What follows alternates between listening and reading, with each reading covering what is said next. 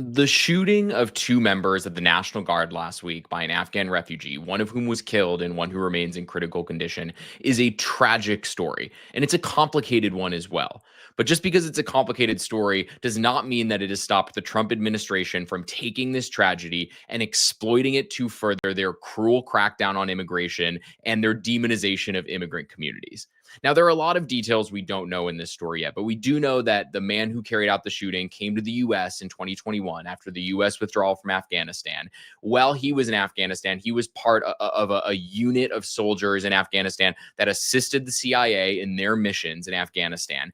And when the U.S. withdrawal took place, they brought this man to the U.S. because they were worried he was going to be prosecuted by the Taliban for assisting the U.S. during the war in Afghanistan. So that is sort of where all of this stands. We just found out recently, too, as recently as this weekend, from his family that he suffered from PTSD, and so there are complicated factors in here, and this is not one of those stories where everybody can point and say, well, this is their fault and this is their fault. It's just not as black and white as that. But because the Trump administration only deals in simplicity and black and white things, they have turned this tragedy into a political weapon, not to understand what went wrong, not to try to fix the vetting process to figure out how they could stop something like this from happening in the future, but they're using it to smear immigrants and expand their immigration agenda to fit their narrative. And interestingly enough, despite the fact that, of course, this administration is incapable of taking responsibility and shouldering any burden for things that go wrong,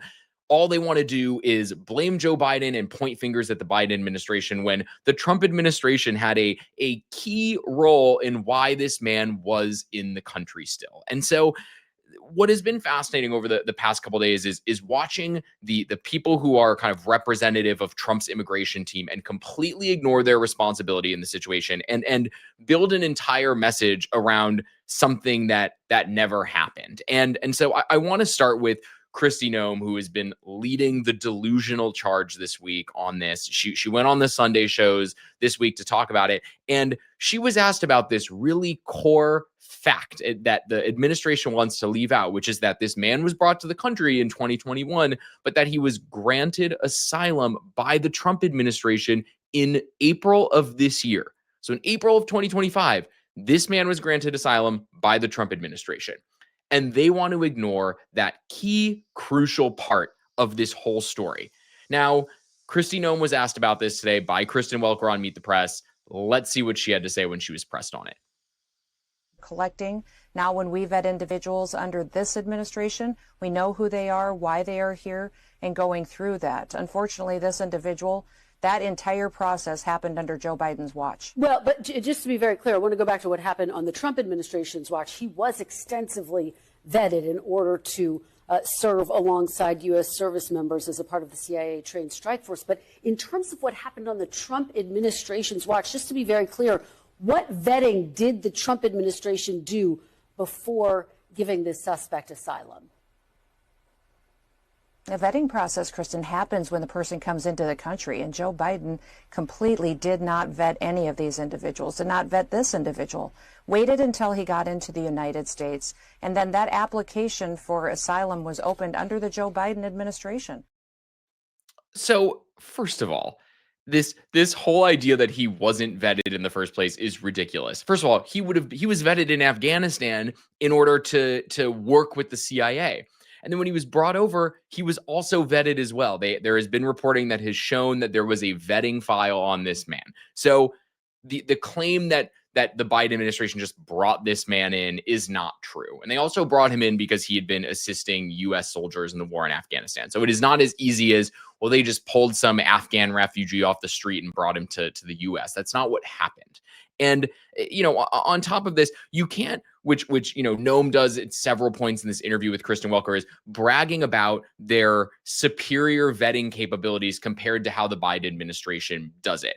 But you can't brag about your vetting capabilities and your vetting superiority when your system also greenlit that man to stay in the country as of this year. You can't get the political advantage of blaming Biden without accountability of your own shortfallings in vetting him as well. And so Kristen Welker did not take that kind of half-assed answer from Kristi Noem, which again took no accountability for what the Biden or for what the Trump administration, what the role was in this situation. So she followed up and asked Kristi Noem again how she could explain the fact that this man was also granted asylum in April of this year. Let's take a look at what she had to say.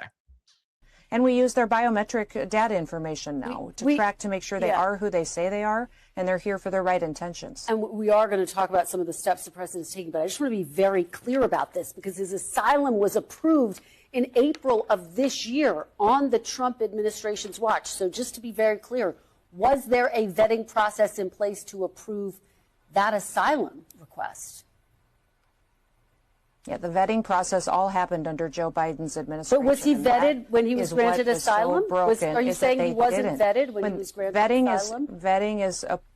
Vetting is happening when they come into the country, and that was completely abandoned under Joe Biden's administration.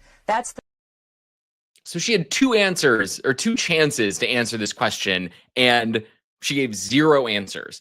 And, that's because an honest answer from Kristi Noem here would have destroyed their whole narrative, which is this guy came in under Biden and we have nothing to do with it. Guess what? If he was dangerous, then either the Trump administration missed it or they ignored it completely. And they don't want either on the record. And that is the problem. So are they going to take, if they say that only vetting happened under Biden, does that mean they're just greenlighting asylum for people without vetting them at all? Because that seems like an issue too, that maybe would show that Kristi Noem doesn't have a good system set up and isn't doing a very good job at what she is, been confirmed by the Senate to do. And what is interesting is nobody on this Trump administration immigration team wants to answer this question of what happened and what responsibility does the administration play in this tragedy, because they also let this man stay in the country. So Kash Patel, the extremely incompetent director of the FBI, was asked about this the other day in a press conference where they said, okay, can you please talk about the fact that this person was granted asylum in April of this year? And this is what Kash Patel had to say about it. And Secretary Kristi Noem has put out details specifically related to your other questions, so I'll let that speak for themselves. When he was granted asylum, if you could just clarify that timeline. Yes, I believe Kristi Noem put that out, and that's a DHS matter, and I'll refer it to them. Again, just throwing Kristi Noem under the bus because, first of all, claiming he has no idea about, especially after this tragedy happened, to have no idea about how this kind of asylum case transpired is absurd. We know he knows about it. He just doesn't want to talk about it. He doesn't want to take responsibility for it. So he's throwing Kristi Noem under the bus because he doesn't have an answer for it either, in the same way that she doesn't have an answer for it.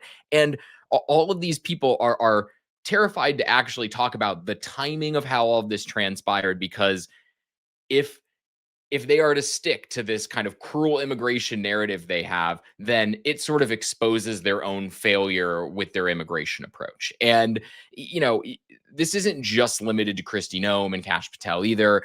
Tom Homan, who is the head of ICE and a deeply unsympathetic man and non-empathetic man, went on Fox News, gave an interview today and talked about what his dream immigration scenario would be now that, as a result of this tragedy. And this is what he had to say.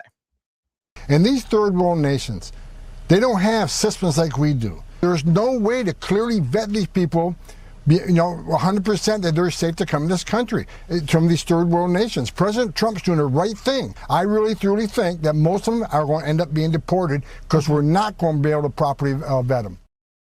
So, he just wants to go on TV and talk about removing people from third world countries as if that's a meaningful security solution, as opposed to some sort of just racist shorthand. And that is one of the issues here too, is that this administration has absolutely no interest in real immigration solutions. They don't want to talk about, how do we prevent this from happening again? How do we, provide easier working permits for people who are maybe non-citizens but are in the country legally? How do we address PTSD, which is not just an issue for refugees from coming from war-torn countries, but something that our own soldiers deal with, and we don't do a good job handling. They don't want to deal in fixing any of the problems because it removes their ability to wield cruelty as power, and they need enemies, and this gives them a way to create an enemy. That is how these people in this administration thrives. If they don't have enemies, they don't have power. And so for them,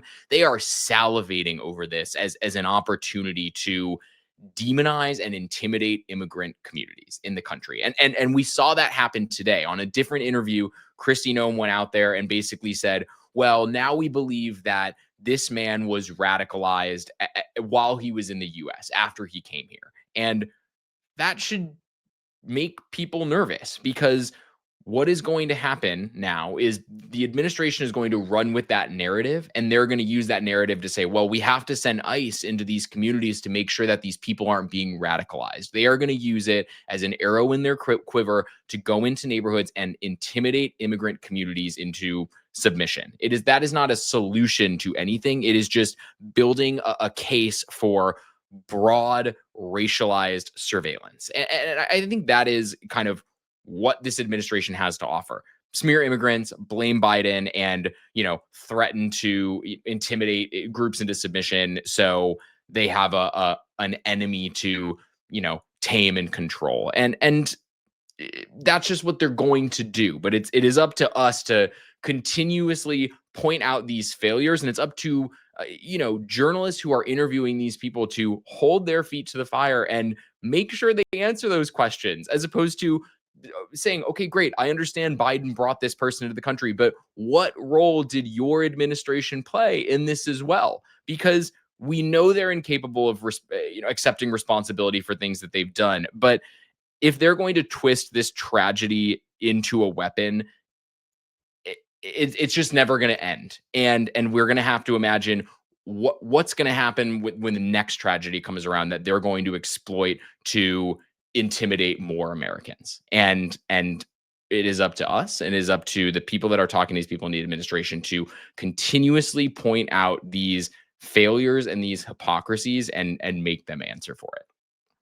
That is it for me today. If you liked what you saw, throw a like on this video, follow Demwins Media on the YouTube channel, follow me at buildingthebench.substack.com, and we will keep bringing you the news as you need to see it. Thanks for watching, and see you tomorrow.